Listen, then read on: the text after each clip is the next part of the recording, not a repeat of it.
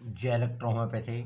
मैं डॉक्टर रणधीर शर्मा आपको अपने अपने चैनल पे तहे दिल से स्वागत करते हैं। आशा है कि आप लोग स्वस्थ होंगे, मस्त होंगे। फ्रेंड्स, आज फिर उस चीज़ के बारे में जिक्र करेंगे, लीवर का ही, जिसको एक्यूट लीवर फेलियर बोलते हैं, ALF बोल सकते हैं। अचानक लीवर का फंक्शन कमज़ोर होना, उसके कारण बहुत सारी तकलीफ़ें आती हैं। फ्रेंड्स, यह ज़्यादातर हेपेटिक फेलियर के हिसाब से हो सकता है, सीरियस कंडीशन हो सकती है।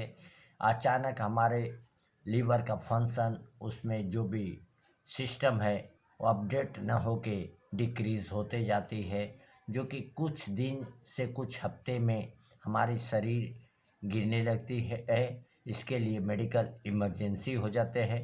इसके लिए बहुत अच्छे तरीके से ध्यान देने की आवश्यकता होती है।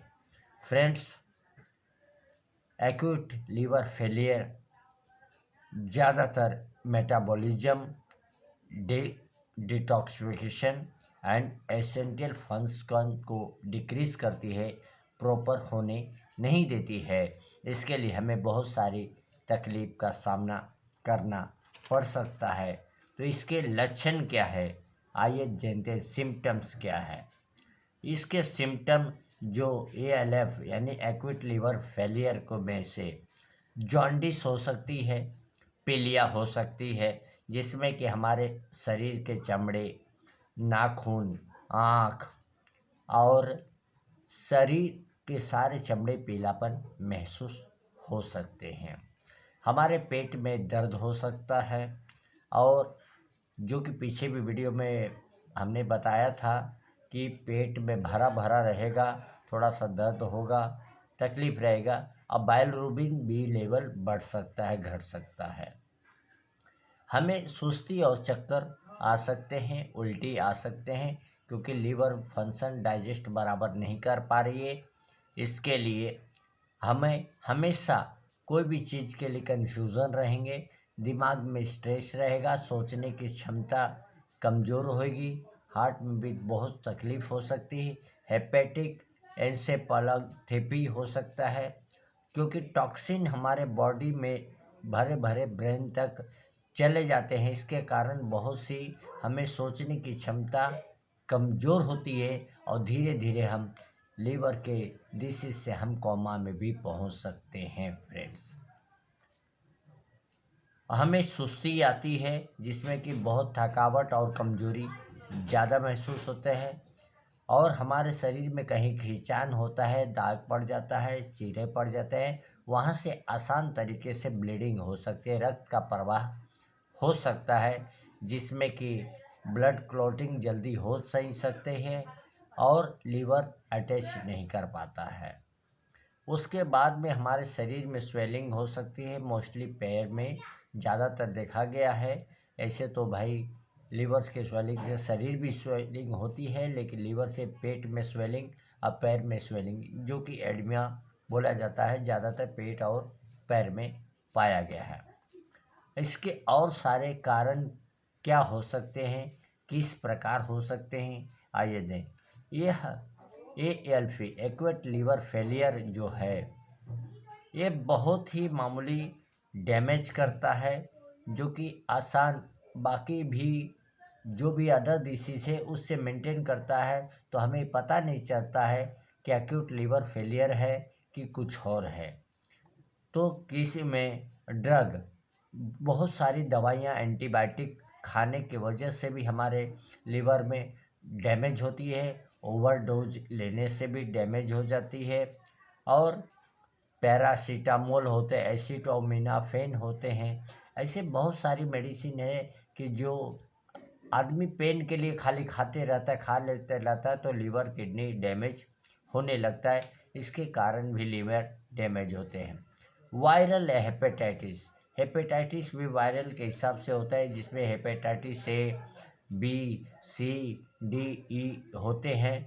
इसके कारण भी हमारा एक्यूट लीवर फेलियर हो सकता है। और हमारे लीवर टॉक्सिन को बार बार बाहर नहीं निकाल पाता है, इसलिए वहाँ पर जमा होने लगता है, तो भी हमारा लीवर डैमेज हो सकता है। आस्चेमिक हेपेटाइटिस रेड्यूस ब्लड फ्लो।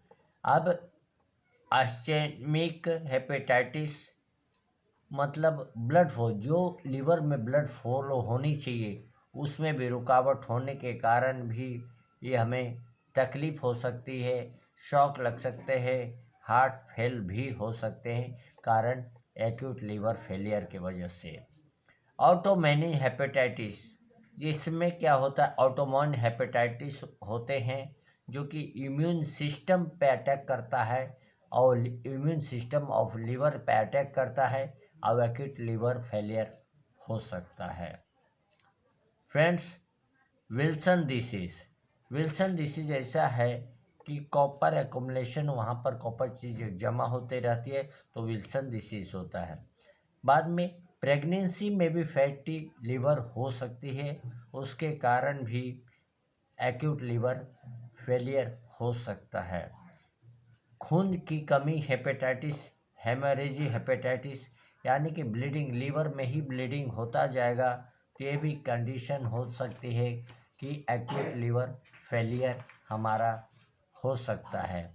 अगर इसके हम डायग्नोसिस करने जाएं तो हमें ज़्यादातर पेशेंट की हिस्ट्री पहुंचनी पड़ेगी, फिजिकल कंडीशन, टेम्परेचर क्या है, पाल्पिटेशन रेट क्या है और बीपी क्या है, सारी चीज़ हमें देखनी पड़ेगी, ब्लड टेस्ट करना पड़ेगा, स्टडी करना पड़ेगा, हो सकता है तो लीवर बायोप्सी करना पड़े। अब एसजीपीटी, एसजीओटी, ये सब चीज़ करना पड़ेगा, लीवर प्रोफाइल टेस्ट पूरी करनी पड़ेगी और करने के बाद में ही जो भी कॉम्प्लिकेशन आते हैं उसके हिसाब से हम लोग इलेक्ट्रो होम्योपैथी का ट्रीटमेंट कर सकते हैं। जैसे कि पहले सपोर्ट करने के लिए हमें बहुत सारे एलोपैथी में आईवी वगैरह जला देते हैं, सलाइन वगैरह लगाते हैं, तो हम भी अगर चाहें तो सलाइन में इलेक्ट्रो होम्योपैथी का ही मेडिसिन को डाके आप यूज़ कर सकते हैं, या तो पानी बॉयल करके इलेक्ट्रो होम्योपैथी का मेडिसिन लेके एक एक चम्मच हम पिला सकते हैं, जिससे कि वह पेशेंट पी सके। जब अगर पी नहीं पाता है तो हमें आईवी इंट्रावीनस के द्वारा देना पड़ सकता है। बाद में अब में हमें समझना होगा किस तरह हमें इलाज करें उसका, किस तरह एंटीडोट दें। लीवर में जब भी इन्फेक्शन होता है तो हमारे लीवर की मेडिसिन जो है S5 है, तो हमारा लीवर जब डैमेज होता है तो हम नेगेटिव डाइल्यूशन में देते हैं ताकि लीवर जल्द से जल्द कवर हो। S5 लिया जा सकता है, L1 लिया जा सकता है, F1, यानी S5 जो है लीवर के लिए है, F1 है नर्वस सिस्टम के लिए है, L1 है लिम्फ और ब्लड दोनों को प्यूरिफाई करने के लिए, और F1 है नर्वस सिस्टम ऑफ लीवर को मजबूती करने के लिए। यह सब चीज़ अगर ट्रीटमेंट दिया जाए तो उनका लीवर सुधार हो सकता है, लेकिन बाकी चीज़ में ओवरडोजेस, एलोपैथी या अदरपैथी में ओवरडोज होने के बाद में भी लीवर डैमेज हो जाते हैं। और जो दीजिए लीवर ट्रांसप्लांट, लीवर को ट्रांसप्लांट किया जाता है। फ्रेंड्स, लीवर तो एक ही रहती है, दो चार तो होती नहीं है, तो हम उस लीवर को संभाल के रखें। भगवान ने जो बहुत बेहतरीन चीज़ हमें दी है उसको संभालना है। अननेसेसरी चीज़, बिना फालतू का चीज़ हमें खाना नहीं है। तो एक्यूट लीवर फेलियर, इसको हमेशा मेडिकल अटेंशन चाहिए, मेडिकल मैनेजमेंट चाहिए, उसके ऊपर बराबर ध्यान देना चाहिए, तो जल्दी कवर हो सकता है। इस तरह हमारे अदरपैथी में आयुर्वेद हुआ या किसी चीज़ में ही लीवर के ट्रीटमेंट हो सकते हैं, लेकिन हमारे इलेक्ट्रो होम्योपैथी में सटीक हैं, जो कि हम वहाँ पर लिम्फ और ब्लड को प्यूरिफाई करके उसको क्योर कर सकते हैं, जिसमें कि हमने आपको बताया S5 ही दे सकते हैं, L1 दे सकते हैं, F1 दे सकते हैं, S10 खाने के बाद दे सकते हैं, S1 खाने के पहले दे सकते हैं, और अगर लैट्रिन वगैरह हो रही है, फीलिंग पड़ रही है कि वॉर्म्स वगैरह है, तो वर्म वान या दे सकते हैं। और अगर उनके लैट्रिन वगैरह स्टूल नहीं हो रही हो तो वर्म 2 वाई रात में देंगे तो उनके स्टमक को काफ़ी राहत मिलेगी। और पतला सा स्टूल एक मॉर्निंग में हो सकता है। बाकी अपने इलेक्ट्रो होम्योपैथी के डॉक्टर अपने हिसाब से अपना ट्रीटमेंट में और भी मेडिसिन चाहे तो अपना अटैच कर सकते हैं, लेकिन मेन मेडिसिन अपना S1 before feed, S10 after feed, S5L1 F1 ये देना बिल्कुल ना भूलें। बाकी तो आप अपने हिसाब से मैनेज कर सकते हैं।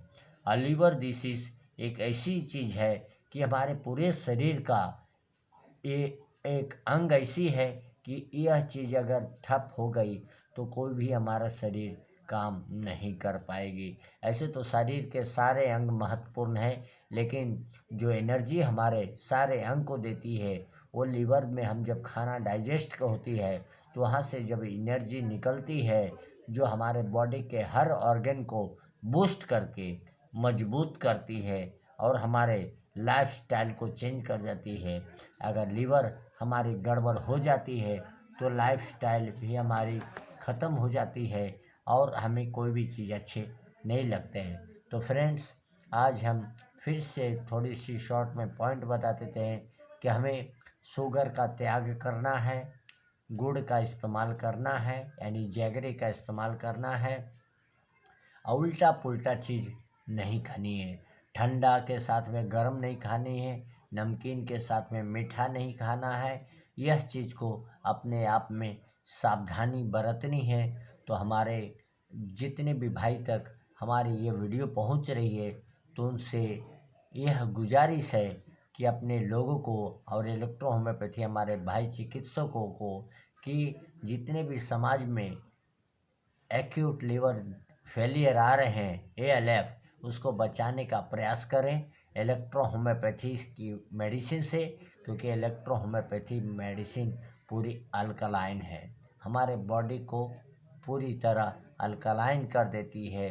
तो अल्कलाइन बॉडी जब रहेगी तो हमारा बॉडी बहुत जल्द सुरक्षित होगी।